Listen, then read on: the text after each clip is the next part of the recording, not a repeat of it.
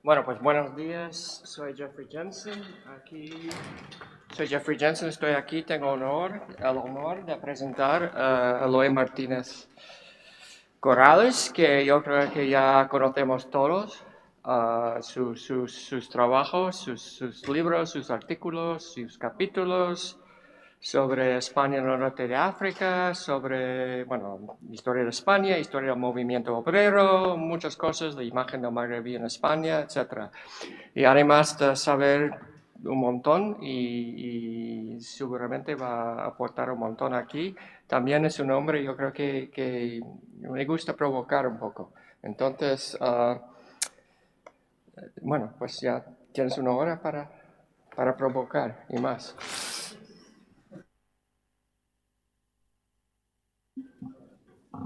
Bien, ha quedado demostrado que el provocador es Joffrey. ¿Qué pasa? ¿Está bien? ¿Agua? Sí.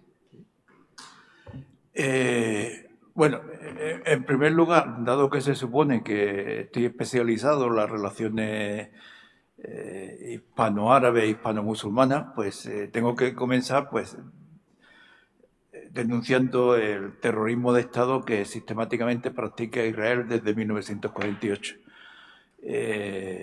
No me voy a extender sobre ello, pero sí que a partir de ahora yo creo que para muchos historiadores de la Segunda Guerra Mundial entender todo aquello del genocidio y de la pasividad, de la complicidad, de la cobardía de las sociedades occidentales, de la democracia, que no hicieron nada cuando los nazis comenzaron toda esa tarea genocida, pues de alguna forma lo entenderemos bastante ahora, ya que tanto los occidentales, los países democráticos, como los orientales, los países con dictaduras más o menos consensuadas, musulmanes, pues participan, digamos, de esa limpieza étnica que se está practicando en Oriente Medio.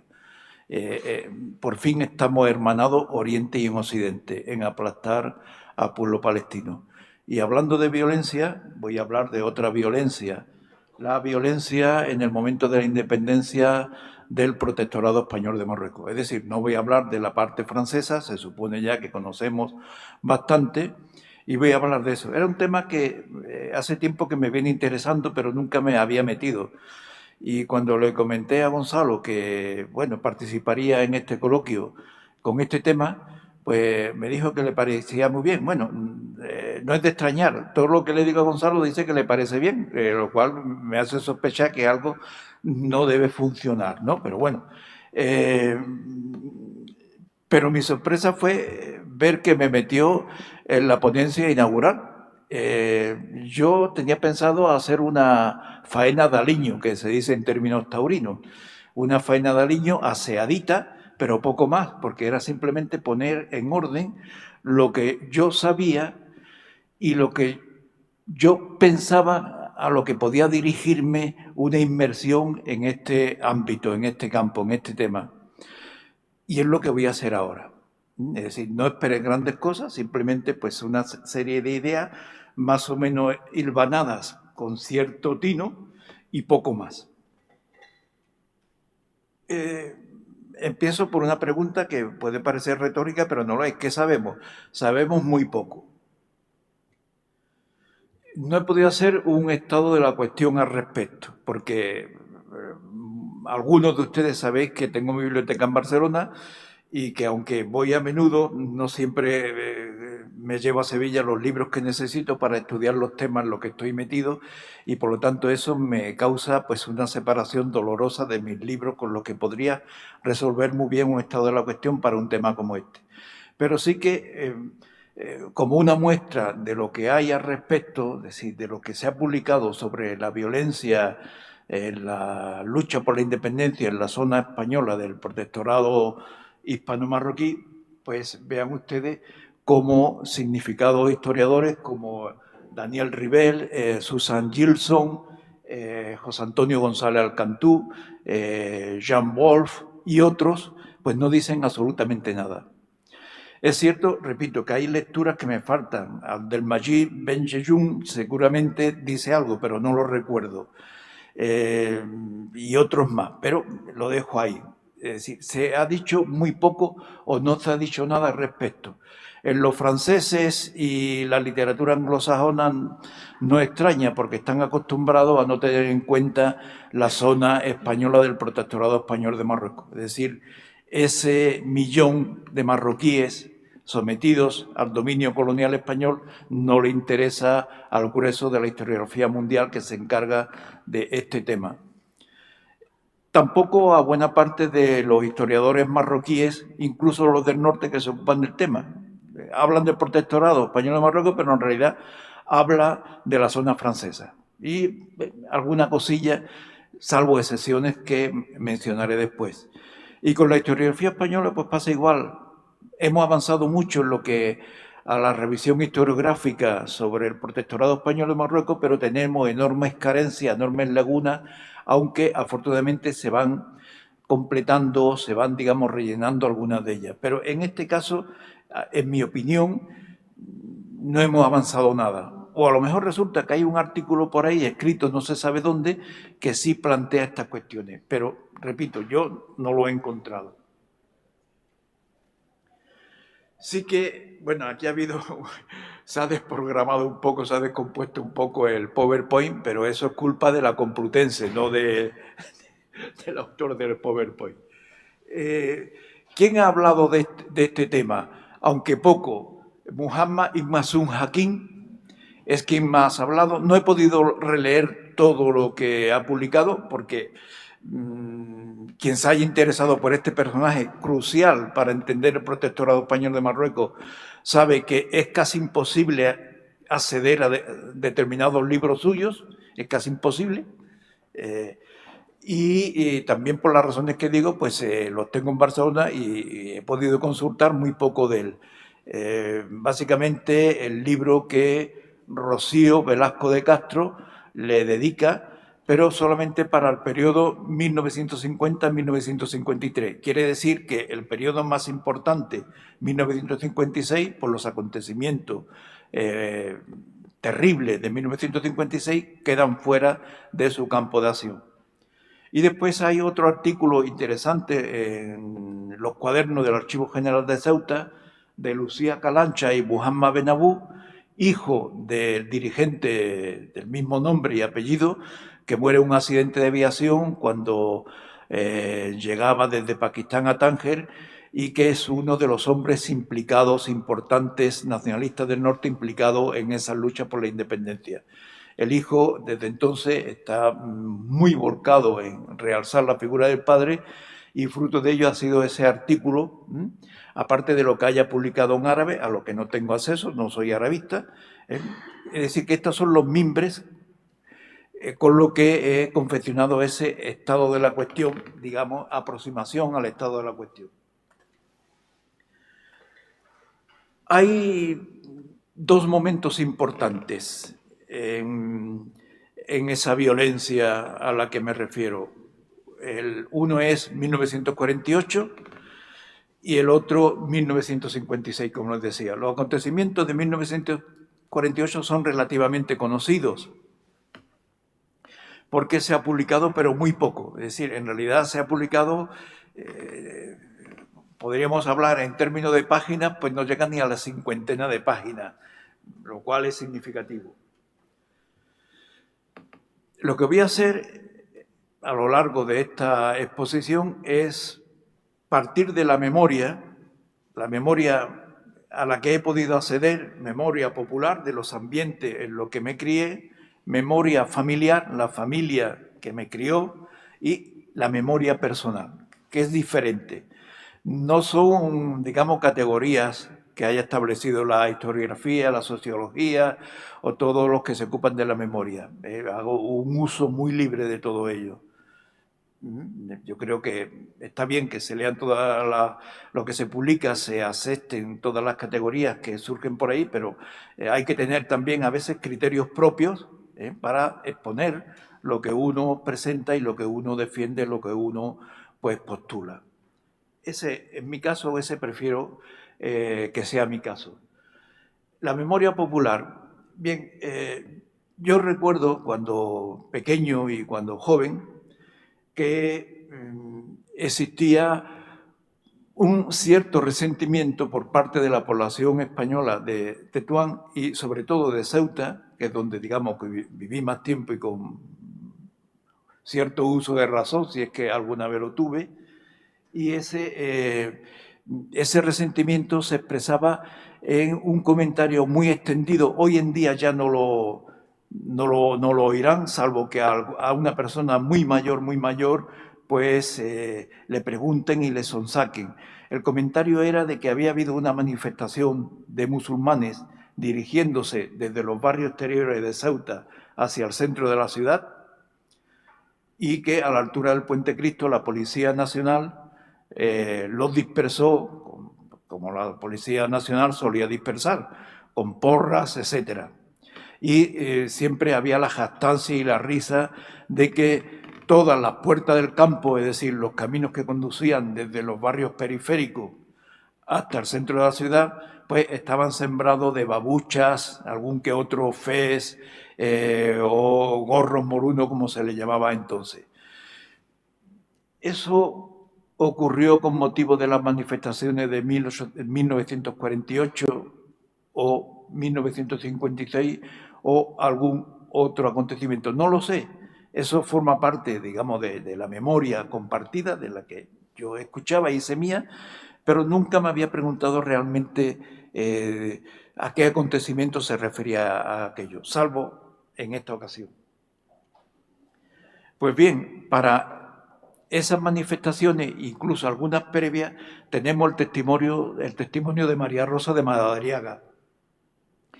En julio de 1946 aparecen pintadas en Tetuán contra España. Muera España, pintadas de este tipo. Con motivo del fin del Ramadán de ese año hay manifestaciones, hay cierre de comercio, se habla también de algunos sabotajes por parte de los musulmanes que implica que la población musulmana del norte de Marruecos no estaba, digamos, tan contenta con el dominio español como la historiografía franquista hizo ver y como buena parte de nosotros también hemos creído de alguna manera, poniéndolo en duda, pero sin poder rebatir fehacientemente todas estas cuestiones. Incluso en algún momento se llegó, las masas de manifestantes marroquíes llegaron a zarandear el coche en el que se desplazaba el alto comisario. Es decir, que hay un clima de potencia que no es una de violencia, que no estalla en forma de lucha armada como en la zona sur, la zona francesa, pero que esa violencia está ahí. Bien, sobre ese acontecimiento en concreto, que tiene lugar el 5 de febrero, tiene lugar como consecuencia de que Abdeljalá Torre, el líder del nacionalismo en la zona norte, llega desde el Cairo a Tánger y pretende cruzar la frontera entre Tánger y el Protectorado Español, el Borj. No se sabe si iban con él Muhammad Ben Abu, el padre de Ben Abu, al que me refería antes, y los hermanos Ben Nuna. No se sabe si iban o no con ellos. La fuente hasta ahora que he encontrado no lo dice claramente. Yo supongo que sí, por lógica y por acto, digamos, de protesta contra España debía ser. Tenían prohibida la entrada en la zona española. La tenían prohibida porque en en el Cairo, habían contribuido a crear el Comité Revolucionario del Magreb Árabe, es decir, un comité que abogaba por la independencia del Magreb, por la independencia de Marruecos, de Argelia y de Túnez. Y por eso tenían prohibida la entrada en la zona española. Cuando los españoles prohíben la entrada de Torres, se suceden una serie de manifestaciones, enormes manifestaciones en Tetuán, el cierre durante 3 días de comercio por la policía, en este caso marroquí, los mejani, también las mejalas, abriendo a la fuerza bacalitos, tiendas, etcétera, y con un empleo evidente de la violencia. Hubo manifestaciones también en otras localidades, además de Tetuán, seguramente en Alcázar-Quibir, en Larache. Es complicado establecer si en la zona oriental hubo algunas manifestaciones, Nador, Alusema, bueno, eso habrá que estudiarlo más adelante. Hubo una serie importante de muertos, 21 o 25, depende cómo se lea la transcripción de la documentación que Rocío Velasco hace de las memorias o del diario de Ismasun Hakim. No está muy claro, 232 heridos y esa cifra de 1.214 detenidos que figuran en la diapositiva. La dirección del Partido de la Reforma Nacional, el partido liderado por Abdesjalek Torres, fue detenida, fue enviada a Ceuta, fue encarcelada en El Hacho. Posteriormente, pasados unos días, cuando ya la calma se restableció, fueron enviados a Ceuta y algunos salieron a Tetuán, a la cárcel de Tetuán, y algunos consiguieron salir de la cárcel, pero fueron sometidos durante un tiempo a arresto domiciliario. María Rosa de Madariaga, seguramente con esas fuentes, yo creo que en las mismas fuentes, yo creo que no encontró nada más, o si lo encontró no le dio tiempo digamos, a especificarlo, pues viene a hablar de exactamente lo mismo. Pero ella habla solamente de un muerto, en lugar de los 21 de que hablaba Ibn Hakim Hakim habla solamente de uno. Es decir, que hay poca información y casi nunca es coincidente, lo cual también a mí por lo menos me crea mucha inquietud sobre qué es lo que sabemos realmente o qué es lo que podemos afirmar de una manera tajante o establecer unas bases sólidas para una posterior investigación.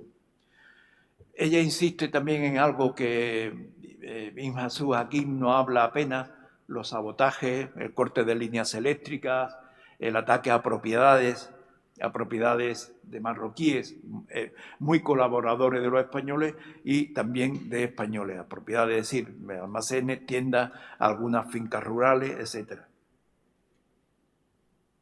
La monografía imprescindible que hacen una síntesis son las dos que les puse antes, la de Calancha, ahí lo he escrito mal, y Benabú, también lo he escrito mal, y el artículo de Rocío de Velázquez del 22. Pero buscando, finalmente hallé una noticia de la prensa. La prensa hay que tratarla, tanto para el siglo XIX como para el XX, pues como hay que tratar la prensa de la actualidad. Buena parte de lo que dice no corresponde a la realidad. Pero bueno, hay un testimonio de que algo hubo. La prensa habla, en este caso el Faro de Ceuta, habla de un grupo de exaltados, lo que se espera que diga una prensa que defiende el orden colonial, un grupo de exaltados, pero que viene a afirmar que realmente hubo esas manifestaciones que inquietaron al régimen tanto como para permitir que eso se publicara en un periódico tan estrechamente sometido a la censura como era el Faro de Ceuta. Pero lo más interesante del artículo es este párrafo que para mí es muy significativo. Los mejani, es decir, la policía del Jalifa, para entendernos, la tropa del Jalifa, de representante del sultán de Marruecos en la zona española, como se sabe, tropas indígenas al servicio del gobierno del Jalifa y no españoles ni del ejército regular español. Es decir, los que han disparado contra esos marroquíes que han resultado muertos o heridos, ya sea 1 o 21, y esos centenares de heridos, son marroquíes. Eso me parece interesante de señalar. Hay como decir, bueno, no es nuestra responsabilidad. Eso también puede ser utilizado como un argumento. No son capaces aún de gobernarse, necesitan, ¿verdad?, la labor pacificadora de contención del ejército y de la policía española. Más importante y más sabemos de las movilizaciones y atentados. Ya podemos hablar aquí de atentados de 1956.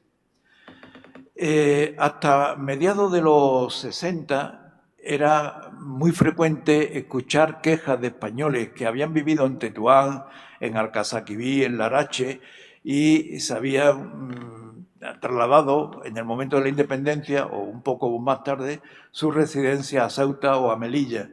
Eran muy coincidentes, se quejaban de, por ejemplo, iban en el autobús y siempre había, era una narración muy recurrente, siempre había un marroquí que pisaba a un español o a una española. Y entonces el español o española se quejaba, oye, Mohamed, que me estás pisando. Siempre se decía Mohamed, ¿no? Aunque no se llamaran Mohamed. La respuesta automática era, si no quieres que te pise, vete a España. Narraciones de este estilo eran muy frecuentes, hoy ya no las encuentran. Dice eso, ese resentimiento, ese resabio, esa experiencia vivida, porque no, por algunos se ha perdido completamente. Pero yo la recuerdo y por eso la rescato. Y también recuerdo que se insistía mucho en que en el momento de la independencia hubo una oleada de robos, de atracos, especialmente a españoles, bien sea en las ciudades como Tetuán, especialmente en las barriadas más pobres, barrio Málaga, es algo que siempre me ha llamado la atención, y en las fincas rurales. Claro, se podía colegir de todo ello que el centro, donde vivían las élites coloniales españolas, ya sean funcionarios militares, estaba más protegido por la policía o incluso por el ejército. Digamos, los pobres españoles eran dejados de la mano de Dios incluso por sus compatriotas, ¿verdad?, de más elevado rango. Y aquí saco a colación la memoria de algunos españoles que estuvieron en aquel momento o en aquella época en Marruecos. María Rodríguez, natural de Isla Cristina, en Huelva, de familia de pescadores y pescadores de Almadraba en Huelva, en el Rompido, por ejemplo, en la Almadraba Rompido, se trasladan a Larache. Allí el padre es capataz de, bueno, ahora no recuerdo cómo se llama, Arráez, me parece que fue Arráez de una Almadraba, y ella trabajó en la fábrica de conserva, una de las fábricas de conserva de Larache. Ella me contó, esa memoria la tengo por escrito, o sea que la utilizaré en su momento, me contó cómo había visto en Larache a dos marroquíes que habían sido asesinados y una vez muertos se habían metido dos ruedas cada uno en sendas ruedas de automóviles y se le había prendido fuego. A mí me pareció aquello terrible, pero bueno, en su momento, aunque tuve la precaución de coger, digamos, por escrito su narración, pues no le di mayor importancia y no estaba muy seguro de que aquello hubiera sido cierto o no. Bueno, pasa el tiempo y Sergio Barce, que es un escritor nacido en Larache, tiene casi toda su obra novelística está basada en Larache, pero recoge los acontecimientos que él vivió o que le contaron, y él también en su blog pues comenta que sus padres y sus abuelos siempre le hablaron de cuerpos de marroquíes asesinados y ardiendo o quemados en la avenida, tengo que mirar qué avenida era, y la Plaza España, es decir, más de dos. Como mínimo serían entre uno en la avenida, dos de Plaza España, en fin. Carlos Posamón es un hombre importante en lo que es la historiografía del norte de Marruecos. Profesor de instituto, arqueólogo aficionado, participó en las primeras investigaciones arqueológicas de Marruecos, un amante de la historia, se ocupó de 1000 temas, tiene una publicación muy extensa y recuerdo que contaba, es un hombre que contaba mucho, siempre la misma historia, pero contaba historias muy interesantes y una de ellas era que él conoció los sucesos de Tlata de Reixana o Salata de Reixana, o Tlata, es decir, si no me equivoco debe ser el Zoco del martes, ¿no? El domingo, el martes, y Salata pues sería el Berebe, el Amasij, ¿no? Es la diferencia. Sí, Tlata y Salata, es que había una diferencia, según fuera. Sí, pero bueno, había una diferencia. Es decir, los yebalíes siempre decían Tlata y los de Rif decían lo otro. Yo le insistí mucho, porque bueno, finalmente coincidíamos en muchos congresos en el Instituto de Estudios de Utiel, para que publicara esas memorias, porque eran terribles, terroríficas. Nunca quiso, se negó, falleció no hace mucho y esas memorias desgraciadamente no están. Yo incluso alguna vez me propuse ir con un micrófono, con una grabadora y grabarle, sacarle la conversación y grabarle, pero finalmente no lo hice. No sé por qué, pero me arrepiento de no haberlo hecho. Pero también recurro a la memoria familiar, a la memoria de mi familia. Mis abuelos vivieron en Tetuán los últimos años de la independencia del protectorado y en el momento de la independencia. Esa memoria familiar tiene que ver con alboroto en el cine. Yo no lo viví, yo no lo recuerdo, pero lo he oído contar tantas veces a mi abuela, a mi madre, a mi tía, que finalmente lo haces tuyo, pero no es una memoria vivida, personal. El alboroto en el cine, lo que yo recuerdo era que en un filme, no sé si una película de ficción documental, avanzaba un soldado español, no se sabe si legionario o no, y detrás aparecía un marroquí con una aviesa intención de clavarle una daga que llevaba en la espalda. El público estaba expectante, esto era en Tetuán. El público estaba expectante y de pronto el soldado español se da cuenta, se gira, ¡pum!, y dispara o le clava la bayoneta al que venía por la espalda. Bueno, inmediatamente se armó una pelea en el cine entre marroquíes y cristianos, o entre musulmanes y cristianos, y aquello se interrumpió. Eso es lo que me cuenta la familia. La familia también me cuenta de incidentes en Semana Santa. Bueno, yo no sabía que había Semana Santa en Tetuán. Tampoco hasta ahora me había interesado. Sí sé que hubo Semana Santa, procesiones me refiero, en Sidi Ifni. Pero en Tetuán, pues no me había preocupado. Bueno, también contaban, y también lo hice mío de alguna forma, que al paso de un Cristo, pues un musulmán, ¡pum!, le tiró una piedra. Otro escándalo. Y lo de los robos y los asaltos. Y después veré por qué eso tiene importancia. Después está la memoria personal. Eso ya no me lo contó la familia. No una historia que contara a la familia 100, 200, 400 veces y yo finalmente la hiciera mía. Esa memoria personal es que mis abuelos vivían en el callejón que ellos siempre llamaban el callejón del potaje. Finalmente yo he llegado a la conclusión de que no era el callejón del potaje, era el callejón de Butájar. Butájar, que si no me equivoco mal, era un sereno de Tetuán. Mi abuelo paterno también era sereno.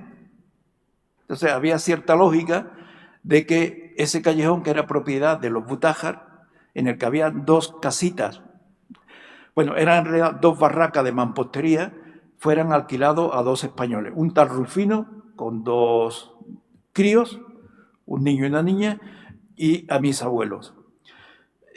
Mis padres, que vivían en Ceuta, de vez en cuando nos mandaban, sobre todo a mi hermana mayor y a mí, con mis abuelos para aligerar durante unos meses la economía familiar, que era un momento bastante complicado.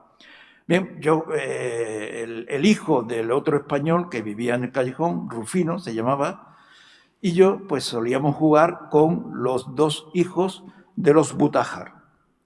En una de estas, que salimos tarde a jugar, estaban ya los dos Butájar jugando a un desfile militar o una parada militar. Es decir, con dos cañas, había muchas cañas en el patio era una huerta en realidad, no era un callejón, era una huerta, pero bueno, había muchas cañas y con dos cañas pues se habían hecho a modo de fusil, uno detrás de otro, desfilando. Inmediatamente Rufino y yo nos pusimos detrás de ellos también con dos cañas. Entonces, para sorpresa mía, se giraron contra nosotros y empezaron a golpearnos con sus cañas y empezaron a gritar Yaya al-Malik, Yaya al-Malik. A mí aquello me sorprendió mucho. La verdad es que no creo que lo contara nunca la familia, pero aquello lo retuve en la memoria. En el 74, en el 75, estando en París, frecuentando todos los medios culturales de izquierda y todos los medios o ámbitos árabo-musulmanes, llego un día a una fiesta, una reunión, fiesta, en la casa de Egipto de París. Está situado todavía, convertido ahora en centro cultural, al final de Boulevard Saint-Michel, cerca de Port Royal. Bueno, yo llego a la fiesta, cierto que también iba a todas estas fiestas porque siempre había pastelillos y bueno, saciar el hambre pues con pastelillos no estaba mal en aquella época. Entonces, bueno, hubo mítines, hubo de pronto danza, etcétera, y de pronto empieza los egipcios a gritar Yaya al-Malik, Yaya al-Malik. Y yo digo, caray, pues si esto es el motivo por el que me pegaron a mí con una caña. Y pregunté, oye, ¿qué significa Yaya al-Malik? Me dijo, viva el rey. Claro, yo identifiqué rápidamente que yo había vivido un episodio de mini violencia en el momento de la independencia. En ese momento, yo creo que era más bien el 75, yo decidí ya hasta ahora mi vida no había tenido ningún sentido, decidí ocuparme de las relaciones de España con Marruecos y sobre todo porque se odiaban dos pueblos que en principio parecía que había bastante sintonía, al menos en determinados sectores de esos pueblos, de esas sociedades. Tuvo que pasar 6 años para que entrara a la universidad como estudiante para tener una disciplina, unos rudimentos teóricos, etc. Pero ahí está el origen en esa violencia de mi interés por Marruecos y también que explica pues la ponencia actual. Bien, ¿qué es lo que dice María Rosa? Que puede confirmar o no lo que la memoria popular, la memoria familiar y mi propia memoria pues decían de esta violencia. Bueno, pues vean lo que dice, que el 4 de marzo hay miles de manifestantes en Tetuán por la independencia. 4 de marzo, es decir, inmediatamente después de que Francia ha firmado con el sultán de Marruecos el acuerdo de la independencia. Es decir, que los marroquíes no estaban deseosos de seguir siendo colonizados por España, sino que querían la independencia ya, a los 2 días de que España, pues, de que Francia hubiera conseguido la independencia de su zona a Marruecos. Habrá enfrentamientos entre la policía, supongo los Mejani, granadas, gases lacrimógenos, porras y pedradas por parte de los manifestantes. La tensión llegó a ser tan fuerte que la Legión ocupó militarmente Tetuán. Es decir, para que se ocupe la Legión o se emplee la Legión en ocupar Tetuán, es que el asunto se le iba escapando de las manos a las autoridades coloniales españolas. Pero las manifestaciones, las movilizaciones se extendieron a Tetuán, Laracha, Saquivillo, estoy seguro que en Alucema, en Nador y a lo mejor hasta en Melilla hubo también manifestaciones y movilizaciones. Muertos, pues se habla de 9 muertos y 65 heridos. Aquí siempre también las cifras depende quién las transcriba, ¿verdad? O quién la adopte, cambian. Pero bueno, hay 9 muertos y 65 heridos y sí que ahora ya son más evidentes los saqueos de tiendas y propiedades de los españoles. Robos y asaltos de vivienda. Me fui y me vacié El Caso. El Caso era un periódico de sucesos necrológicos, asesinatos, crímenes, pederastia, en fin, todas estas cosas que tenía un público muy, muy selecto en la época. Mi madre, que era una lectora infatigable de todo, literatura y prensa mala, pero una lectora voraz, pues estaba suscrita al Caso. Y yo, claro, yo recuerdo de todo lo que hablaba el Caso. Me interesaban sobre todo los anarquistas que se habían suicidado, los maquis que la policía asesinaba o ejecutaba, y también de pronto en el 56 una serie de artículos sobre los robos y asaltos en Tetuán. Racha de atraco en Tetuán, en un barrio humilde, en el de Málaga. Desde luego, o hay que tener mucho odio a los españoles o ser muy tonto para pensar que en la barriada del barrio Málaga había algo que robar, pero bueno, nunca se sabe, ¿verdad? Atraco en un cine de Tetuán, eso ya me parece más, bueno, no sé, como más razonable, ¿no? En un cine pues hay una caja, en fin. La policía tetuaní busca a los atracadores nocturnos. Y aquí, de nuevo, la memoria familiar. La memoria familiar, digamos, hecha carne para entendernos. Una de las casas asaltadas fue la barraca de mampostería en la que vivía mi abuela y mi tía la más pequeña de las hermanas. Entró un individuo por la noche, según lo que cuenta la familia, mi abuela contaba, notó un ruido cerca de la cama, al lado de mesita de noche, que era donde tenía, no voy a decir las joyas, las pequeñas propiedades, alguna perra gorda y cosas así, no tenía mucho más. Y echó mano y agarró algo que a ella le parecía una chilaba. Bueno, quien ha tocado una chilaba o tocaba chilaba, pues sabe distinguir una chilaba tosca, ¿verdad? Que no es de un personaje notable de la élite tetuaní, de lo que utilizaba la gente del común. Y acto seguido un terrible garrote que le aplastó el brazo, después se lo tuvieron que recomponer, ponerle un hueso de plata, en fin. Es decir, que la familia vivió traumatizada sobre eso. La pregunta es, ¿por qué en un mes el caso inserta 4 artículos sobre robos en Tetuán? ¿Realmente fue tan espectacular o fue como era un periódico sensacionalista buscando la noticia? Hay otra variante familiar, intrafamiliar. Mi abuelo, como les decía, fue sereno.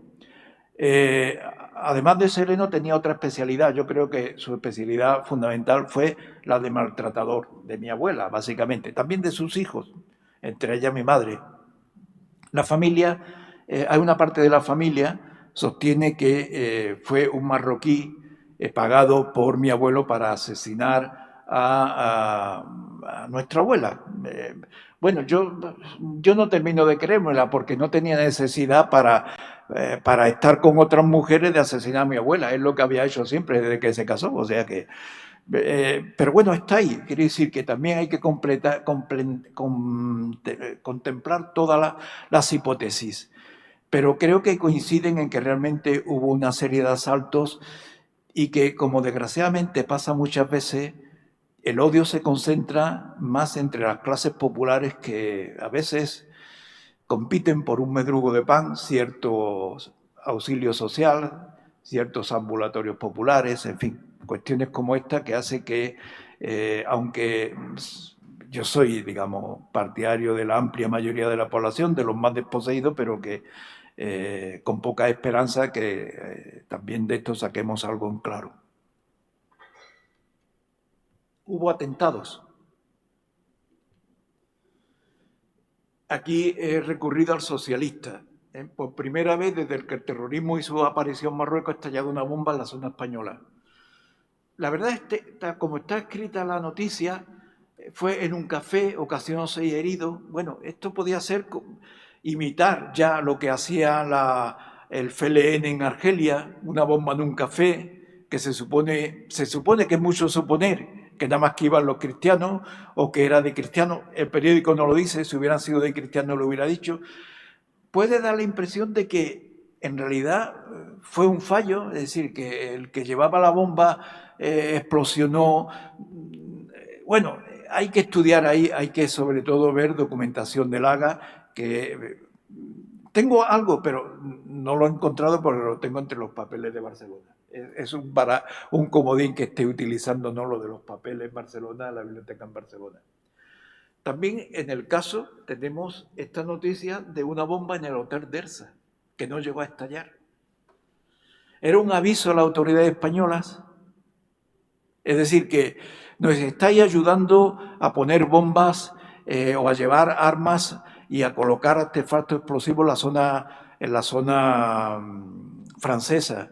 José Luis Villanova, un magnífico geógrafo que se ha ocupado mucho de Marruecos, pero que tiene la desgracia de ser profesor en una universidad de Girona, la Universidad de Girona, en la que le amenazaron que si no se dedicaba a estudiar temas propios, temas gironins, si se obstinaba en seguir publicando sobre Marruecos no lo iban a consolidar. Es la grandeza de la Universidad de Girona, ¿no? Bueno, él me contó que asistió en 2006 a un congreso en Rabat, en la que fue condecorado un militar español porque en su momento había colaborado a preparar un atentado con una bomba que explotó naturalmente en Casablanca. Fue condecorado por el monarca. No lo ha publicado José Luis. Ojalá algún día pues lo publique. Huelgas y movilizaciones, también la hubo. La huelga de las minas españolas del Rif. No lo dice aquí que son las minas españolas del Rif, pero fueron esas minas. Bueno, de esas sí tengo más información, no la he encontrado todavía. Pero es más fácil de seguir porque ahí tenemos la prensa de Melilla, buena parte digitalizada, que confirma eso al respecto. Y además es que yo he escrito sobre eso en un artículo que hice precisamente en homenaje a Carlos Posac, del que hablé anteriormente, que era sobre la solidaridad entre los trabajadores españoles y los marroquíes en el periodo republicano. Y hablaba de estas cosas, pero ni siquiera he podido localizar el PDF de que yo hablo de este tema. Bueno, eso si esto se publica, pues ya lo incluiré. Y lo peor de todo fue los acontecimientos de Tellata de Rechana y del Arache, a los que le dedico una atención especial.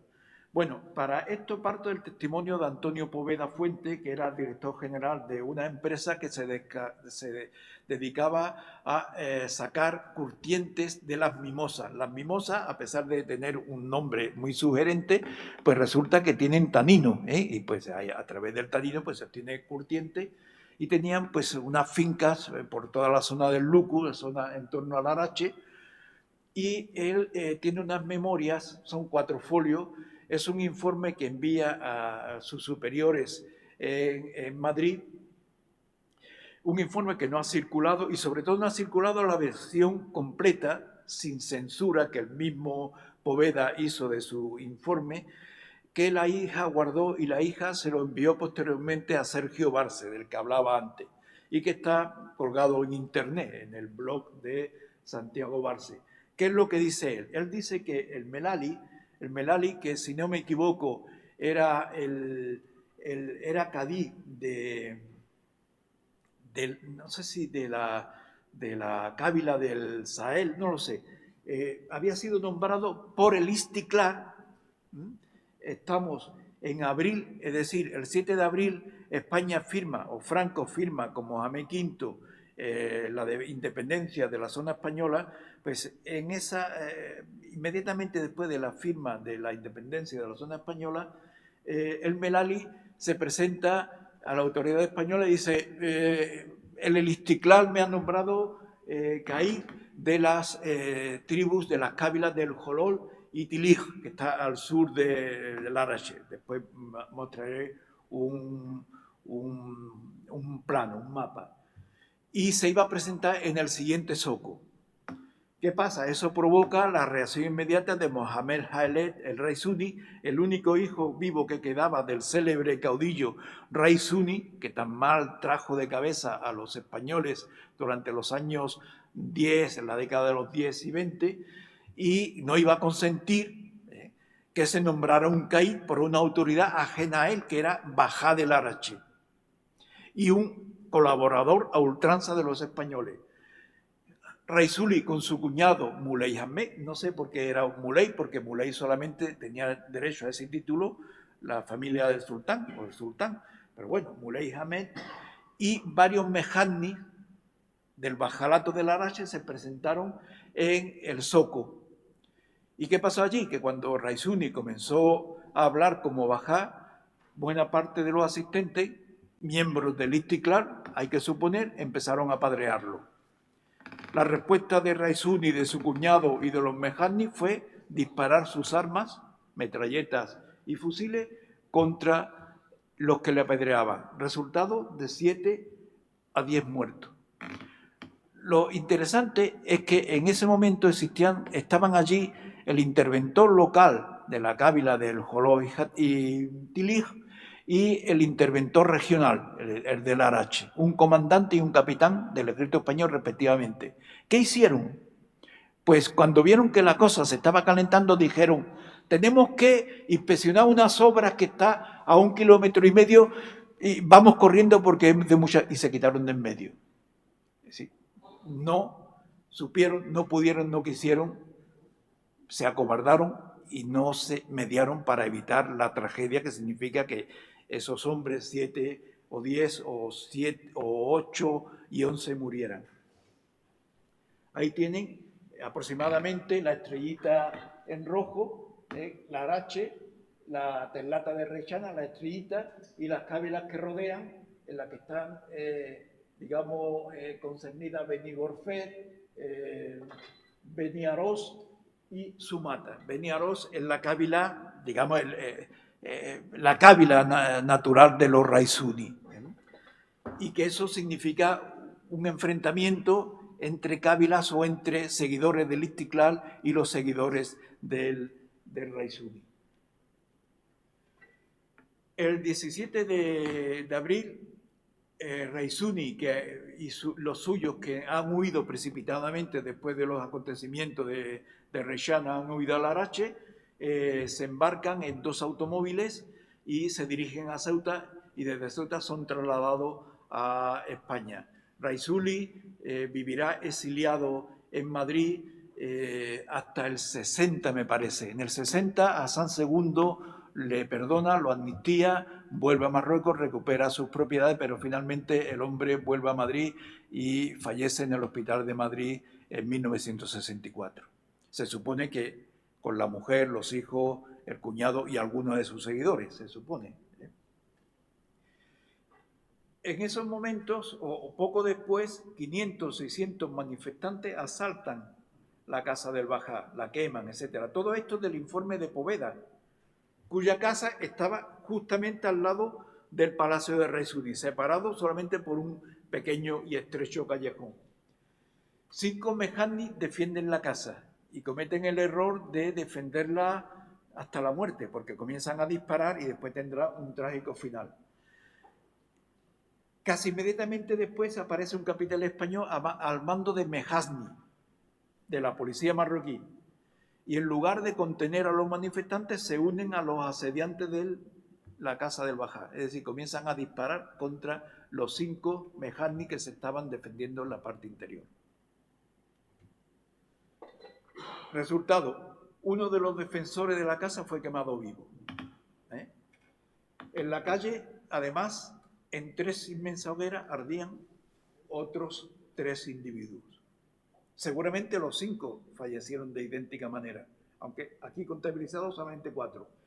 En la Plaza de España, colgado una palmera, quemado y con el vientre abierto, las prácticas que vimos en Gannoal, Montearruy, el vientre abierto, estaba el caí de Sumata.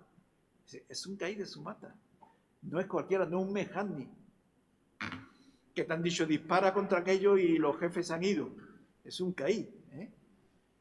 Por lo tanto, enfrentado, totalmente enfrentado al Istiklal. También aquí podemos hablar de una guerra civil. Todas las guerras de independencia son guerras civiles, aunque normalmente los países que alcanzan la independencia mediante la lucha armada no quieren reconocerlo. Es mejor hablar de bueno y malo argelinos, bueno y malo marroquíes, bueno y malo franceses contra las hordas napoleónicas, etcétera, etcétera.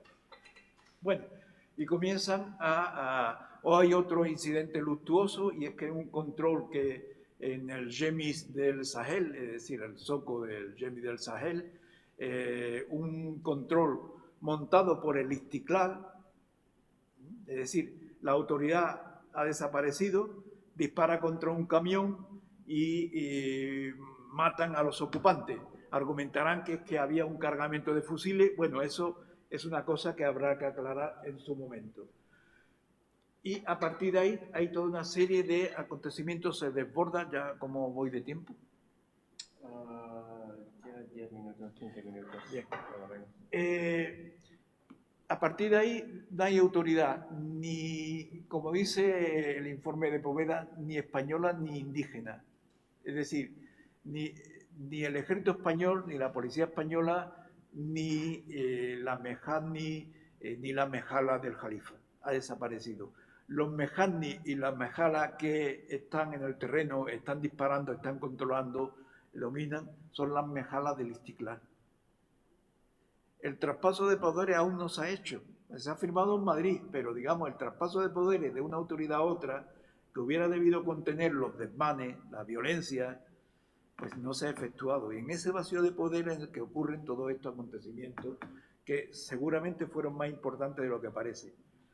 La situación es tan terrible que a los testimonios de María Rodríguez, de Barce, de Carlos Posad, hay que añadir de Poveda, que consigue un automóvil para sacar a su familia, que seguía viviendo al lado del palacio quemado del Bajá, y la lleva a Tetuán, y dice esta frase que me parece magnífica y demostrativa de lo que estaba hablando. Tetuán era un paraíso, no se ven los elementos del Istiklal. Es decir, es el Istiklal el que está instigando toda esa vendetta más antimarroquí pro-española que anti-española. Siempre es mejor matar a los malos españoles, a los malos musulmanes, a los malos marroquíes, a los malos franceses, etc. Esa perversión, ¿verdad?, de buscar los malos entre nosotros y aplicarles los más terribles castigos. Los españoles en realidad apenas fueron inquietados. Sí que hubo algunas fincas rústicas, entre ellas una de un español que tenía una granja, una finca con más de 500 eucaliptos. Habrá que ver si había razón ahí de algún tipo ecológico precoz, pero bueno, habría que verlo. Pero la empresa de Poveda siguió trabajando, la plantación de mimosa. El único que se queja es que el Istiklal les mandaba a marroquíes para que trabajaran y decía, bueno, pero si no tenemos trabajo, porque se ha interrumpido todo, porque no nos llegan los suministros de los inputs necesarios para el extracto de los taninos y demás, y resulta que, bueno, que no podemos trabajar y tenemos que admitir a estos tipos y pagarle el sueldo cuando no hay trabajo. Pero fíjense ya que el Istiklal ya tiene mando en plaza. Así que, por lo tanto, no hay autoridad del Istiklal, y se supone también que el Istiklal fuera con las necesidades lógicas de los trabajadores marroquíes, que cobrarían muy poco. Se convoca para los días 1 y 2 de mayo una huelga general en demanda de mejoras salariales. Aquí supongo que el Istiklal se puso de lado. No, esto pedírselo a los españoles. Nosotros todavía no podemos conseguir nada. Es cierto que decía antes que los españoles apenas fueron inquietados, pero hubo alguna preocupación en la alta comisaría porque este jefe, el jefe de la Mejala, fue sacado rápidamente de Larache y enviado a España. Es decir, que él sería, digamos, el responsable de haber dado órdenes, de haber participado la Mejala en el asalto a la Casa del Bajá, cuando como mínimo debía haber sido, bueno, contener a ambas partes, aunque finalmente, digamos, hubiera ordenado el desalojo del palacio por parte del Bajá y de los suyos. Los judíos, bueno, 2 miembros de la familia, de la importante familia Toledano, fueron detenidos por el Istiklal siempre, pero después las autoridades españolas consiguieron convencer al Istiklal de que lo soltaran. La conclusión: queda mucho por hacer, queda mucho por conocer sobre la historia del protectorado español de Marruecos.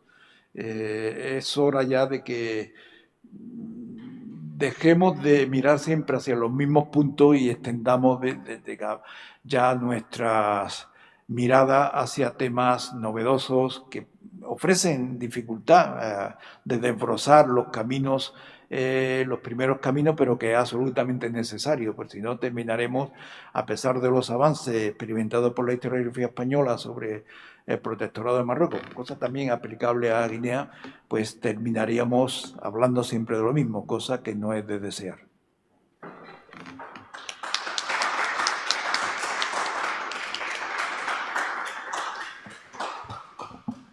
Vale, pues muchas gracias, Eloy. Tenemos media hora, un poco más. Entonces yo creo que vamos a empezar con como 2 o 3 preguntas a la vez. Y bueno, pues... un momento, voy a coger un bolígrafo para apuntar. ¿Necesitas papel? Sí.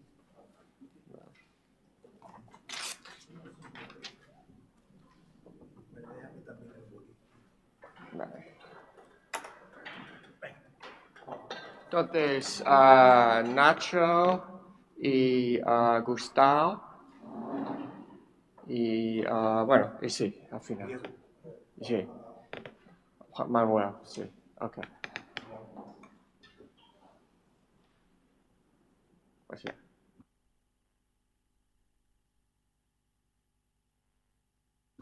Oye, pues muchísimas gracias, Eloy. La verdad es que, bueno, he aprendido muchísimo con todo lo que has contado. Y bueno, yo un poco por abundar, algunas de las cosas que dices están reflejadas, sobre todo lo del Larache, en 2 obras literarias muy conocidas. Claro, una es justamente El principio del tiempo de los horrores de Chukri, comienza justamente con el asalto al palacio de Jalel Raisuni, ¿no? Que es una escena muy impresionante. Y luego Barce, pues aparte de lo que cuenta en el blog, en esta que es una de sus primeras novelas, que es muy bonita, que es El jardín de las Hespérides, que es justamente donde él, digamos, escribe como si fuera su padre, que es el que se ha criado en Larache y Amaduro, y vuelve a Larache, pues también habla justamente de todos estos asesinatos, de la gente quemada vivas en las calles y de todo ese terror que hay, ¿no? Y luego te quería comentar si conoces, has oído hablar de otro incidente del que he oído mencionar que se debe haber dado en Targuís justamente como a finales del 55, principios del 56. Entonces ahí lo que he oído, así por parte de algunas personas mayores, bueno, es que debía haber como una especie como de trifulca tremenda en el zoco, que es el zoco de los miércoles, y hay dos versiones. Una versión es que la gente salió a manifestarse, y además justamente como en Targuís había un cuartel inmenso de la Legión, ¿no? Bueno, pues salieron los legionarios y, bueno, pues se dieron a tiros y hubo varios muertos. Y otra versión es que, digamos, que fueron los legionarios de motu propio, que debían estar borrachos, ¿no? Y salieron varios por ahí a liarla y a insultar a la gente. Y entonces, bueno, pues se produjo la lógica reacción de la gente. Y de eso hay un eco, lo que pasa en esta novela, que es poco conocida, pero que es muy interesante, de Antonio Abad, que es Kebdani, el cerco de la estirpe. Pero no sé si has oído algo más de esos incidentes, porque es algo sobre lo que yo quiero justamente indagar un poco. Vamos uno por uno o Gustavo, bueno. ¿Cómo quieres? ¿Quieres contestar ya? Sí, bueno, de momento he dejado de lado todas las referencias literarias. He incluido a Barce, pero por lo que él explica en el blog. Es decir, que ya no está haciendo ficción, sino está narrando. Lo he hecho a propósito para intentar aclararme primero en lo que había, digamos, de cierto, establecer los pilares sobre los que después construir, digamos, el relato. Pero sí, evidentemente lo tengo que incluir. El problema de la zona oriental es que ya ahí me hubiera metido en mayores dificultades a la hora de compaginar lo que es de cierto y lo que no lo es, la leyenda y la leyenda magnificada, y por eso me he circunscrito a la zona occidental. Pero sí, todo eso lo recogeré. De hecho, para Melilla tengo más información que para el Larache, pero he comenzado por Larache también por las cuestiones personales que he explicado, ¿no? Y se me había olvidado comentar, hay una historia que circula en Tetuán, ¿no? Que es también de un agente marroquí al servicio de la policía española que apuñaló a un nacionalista, además públicamente, también poco antes de la independencia. No sé si te suena algo de eso, pero que parece que fue muy sonado.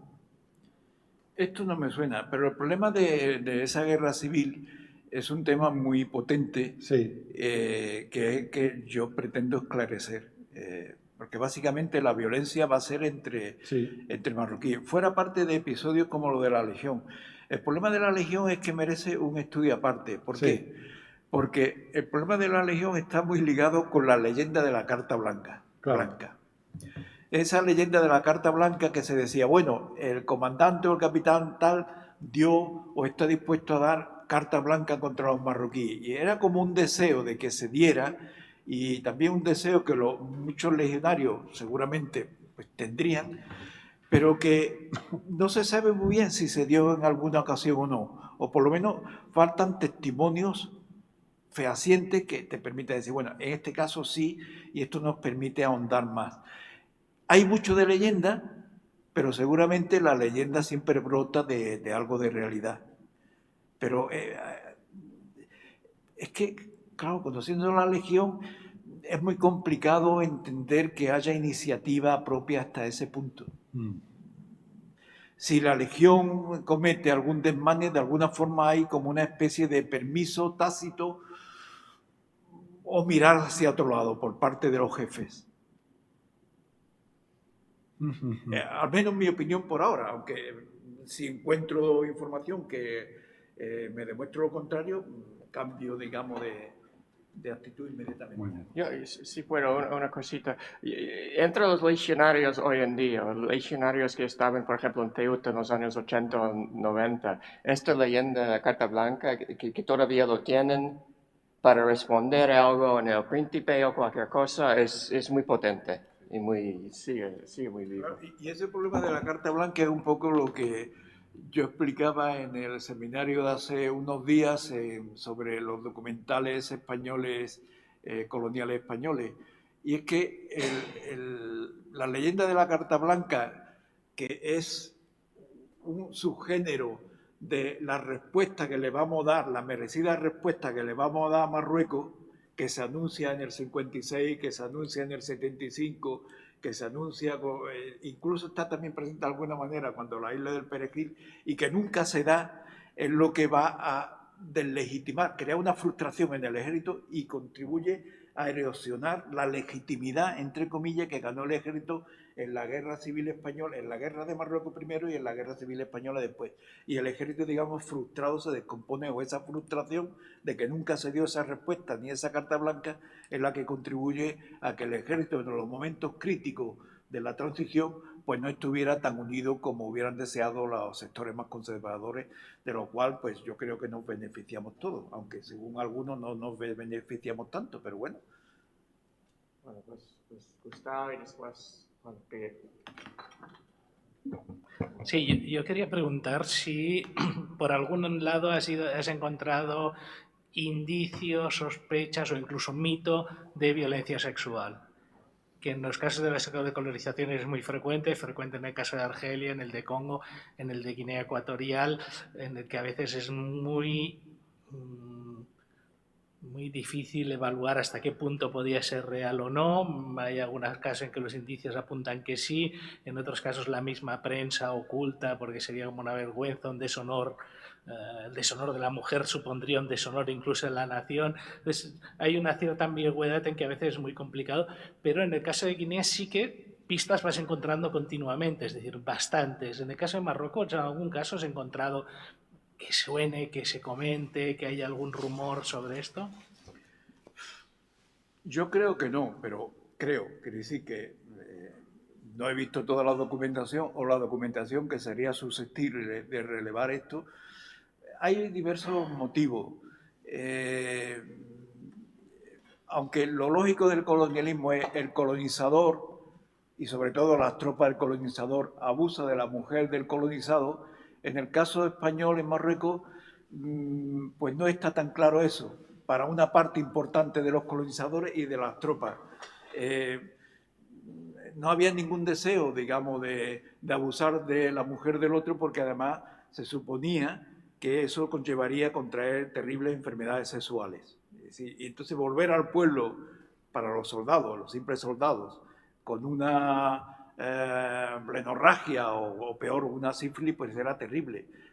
Se sabe el caso de algún soldado que fue de prostitutas y se suicidó porque contrajo una enfermedad terrible. Si llegaba al pueblo y confesaba que no se podía casar o se casaba con la otra y la contagiaba, era terrible. Eso por una parte. Y por la otra parte, bueno, había un servicio de prostitución bastante extenso. El libro de Begoña Echenagusía lo demuestra. La legión, que entre comillas podía ser la tropa más susceptible de violaciones, tenía sus propios servicios, digamos, de prostitución. Detrás del acuartelamiento de la legión siempre había un campamento de barracas donde vivían las prostitutas barraganas, muchas de las cuales después se casaban legalmente y por la iglesia con los legionarios. Por lo tanto, ahora, sí que tengo que decir que violaciones, malos tratos, palizas, robos, era algo que sí que lo puedo demostrar, aunque no he publicado nada al respecto, sacado de documentación de Laga, van a ser sobre todo soldados regulares, soldados musulmanes regulares, contra las prostitutas y contra algunas, o abusos sobre algunos jovencitos. Esos abusos están muy documentados en el Haga, pero hasta ahora nadie ha publicado nada al respecto. ¿Y abusos estrictamente relacionados con el momento de la descolonización de marroquíes contra españolas, contra españoles? No has encontrado pistas. De momento no he encontrado en ninguna dirección. No quiere decir que no haya, sino Claro. que no lo he encontrado. Juan Manuel. Yo te felicito, Eloy. Ayer leía el libro de Martínez Torres sobre los rehenes en el norte de África y te hace dos citas a un libro tuyo que yo no conozco sobre comercio entre Cataluña y el norte de África. Bueno, la suerte es que esos libros, como no deben de haberse vendido mucho, algunos, y se han hecho grandes tiradas, siempre los encuentro. O sea que encantado de que en su día me lo dediques también. Aquí hay varios problemas. Yo lo que te aconsejo es que en Catarata, en la Autónoma, edites un libro también sobre esto, porque has dado varios testimonios, que esto es testimonio oral. Yo siempre recomiendo que aquí venga pues, la eminencia de Guinea, que es el señor Menéndez. Ha escrito 20 y tantos libros, ha sido reiteradamente premiado, tiene 90 años, se nos va a morir y nunca ha venido aquí a dar su testimonio personal, ¿no? Aunque va de vez en cuando la tenía. Entonces, en Marruecos hay un tema con el rey Suni clave. El rey Suni se considera descendiente directo del profeta Mahoma. Mientras que hay muchas dudas, cuando se cambia la dinastía de los cherifes a los alawitas que están ahora, si son descendientes del profeta o no. Y luego hay un episodio que tú conocerás, y Gustavo Nerín también, que el Glawi, el Bajá de Marrakech, le regaló una bellísima chica Peul del Sahel a Mohamed V, y esa es la madre de Hassan II. Pero por lo visto el Glawi se la dio embarazada, con lo cual ya la distinción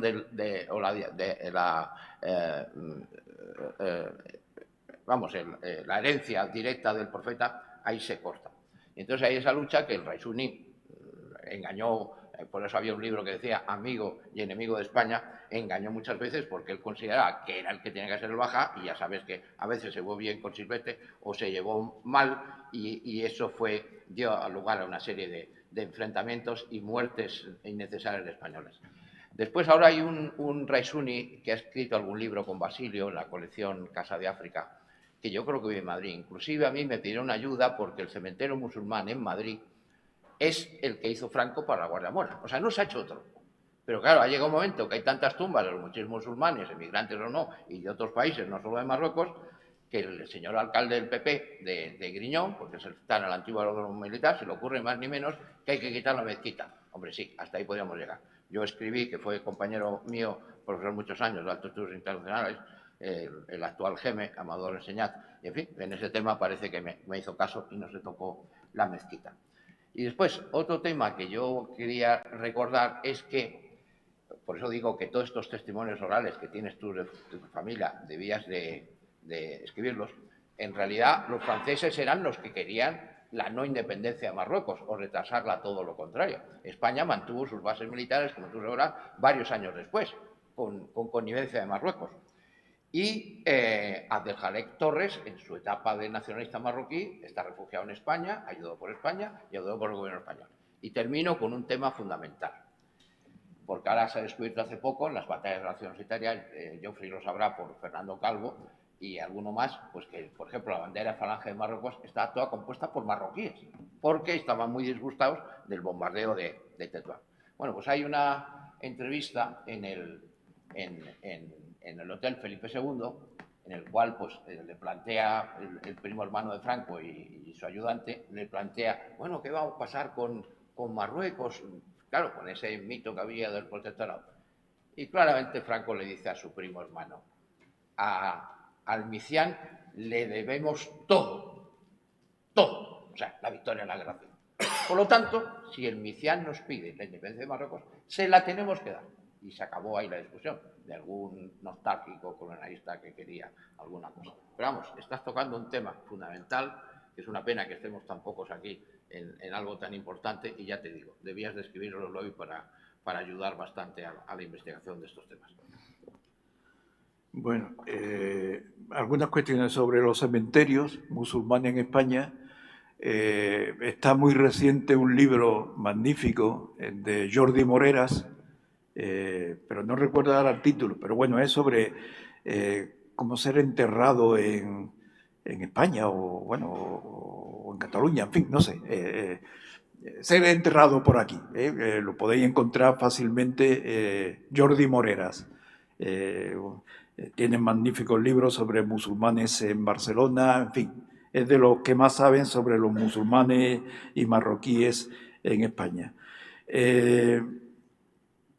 Sobre la bandera de Falange de Marruecos, debías hacer como Aznar y escribir en catalán o leer en catalán en la intimidad, porque tengo un artículo sobre la bandera de Falange en Barcelona publicado en el Avenç, en catalán, y establezco ahí los porcentajes de musulmanes en la bandera de Falange, que no eran todos.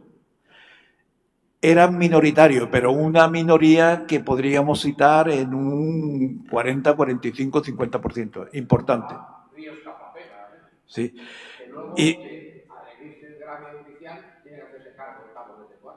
sí. Esas cosas, Fernando Calvo las cuenta bastante bien. Y sobre todo, Serrano Montaner, que es lo que tú no conoces su libro.